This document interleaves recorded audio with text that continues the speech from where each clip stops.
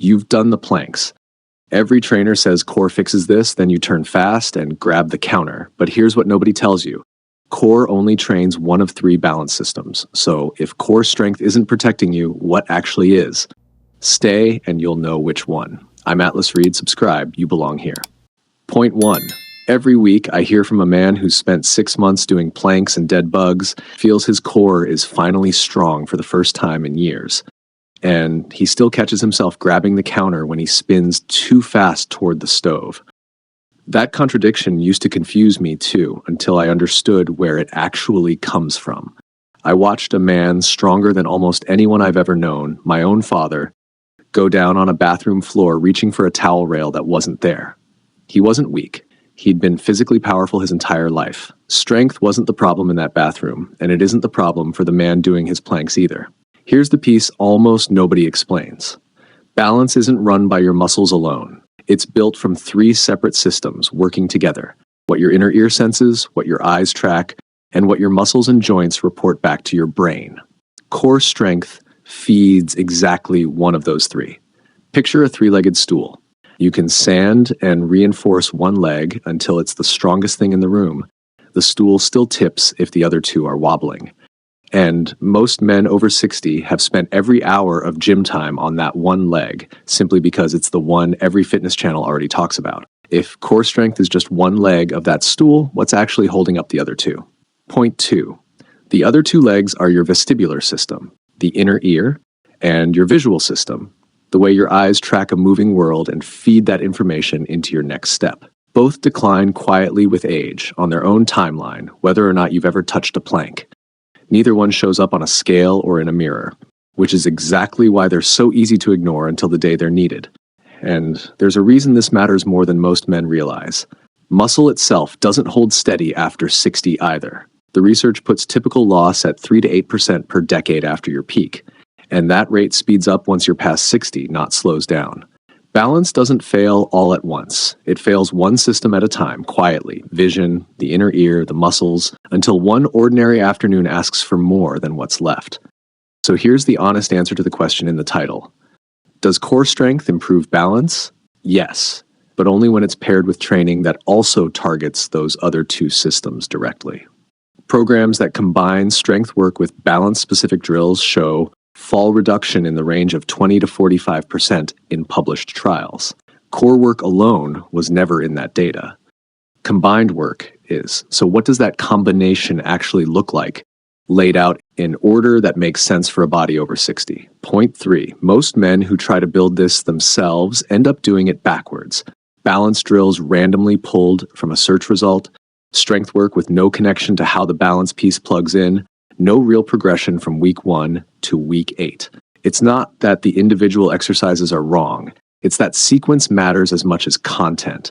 And almost nothing online tells you what comes first. That structured order, strength building into balance-specific training, progressing week over week, is exactly the sequencing that's still standing after 60. The complete independent system walks through. It's linked in the description. If you're watching on a TV right now, there's a QR code on screen. Grab your phone and scan it. There's research behind every part of this, so nobody has to take it on faith. One of the most studied approaches in this space runs 17 total exercises, 5 strength-based and 12 balance-based.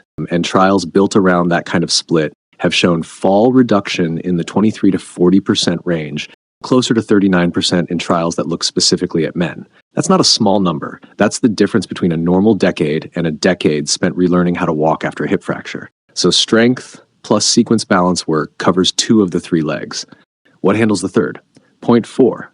The third leg, your visual and vestibular response, only gets trained one way, by practicing recovery from an actual imbalance in a controlled setting before it happens for real on a wet floor or an uneven curb. This is the piece almost every generic routine skips entirely because it's the hardest one to package into a simple video. It's also the piece the research is most emphatic about. Reactive training, practicing how you catch yourself when you're already off balance, shows some of the largest fall reduction numbers in the entire body of research, spanning nearly the whole distance from modest to dramatic, depending on how it's supervised. I'm not going to walk you through that piece here because it's not something you learn safely from a video with no one watching your form. But I want you to know exactly where you stand on it right now, not where you think you stand. So do this with me, right where you're sitting. Find a solid chair. No arms if you can manage it. When I say go, stand up fully and sit back down as many times as you can in 30 seconds. Go. However many you landed on, hold that number. Men aged 60 to 74 typically land somewhere between 12 and 19 in that window. If you came in under that, that's not a verdict on you, it's information. It's your third leg showing you exactly where it stands today. Point 5. Here's what all three pieces add up to. Core strength gives your muscles the capacity to hold a position. Balance-specific training teaches your inner ear and your eyes to work with that capacity instead of around it. Reactive training teaches your whole system what to do in the half second when something goes wrong anyway, because something eventually will for every man, no matter how well he's trained. None of the three replaces the others. That's the honest answer. And it's the answer most content built around a single word, core, balance, strength, will never give you because a full answer doesn't fit in a 15-second hook. It also means the man who feels frustrated that his planks aren't working was never failing. He was just missing 2/3 of the picture nobody handed him. A man who understands all three isn't managing a fear. He's not doing exercises because he's afraid of getting old. He's a man who has decided on his own terms that the stairs, the ladder, the floor with his grandkids on it, all still belong to him, and he's simply doing the work that keeps them his. So the stool has 3 legs, and now you know all 3. That's the whole answer to the question that opened this video, and it's the answer that gets skipped every time someone tells you balance is just about your core. That's also exactly why I put the full system together the way I did. Still standing after 60. The complete independent system walks you through all 3 legs in the right order. Strength, sequenced balance training, and the reactive work most programs leave out entirely, so you're not guessing which piece to do first.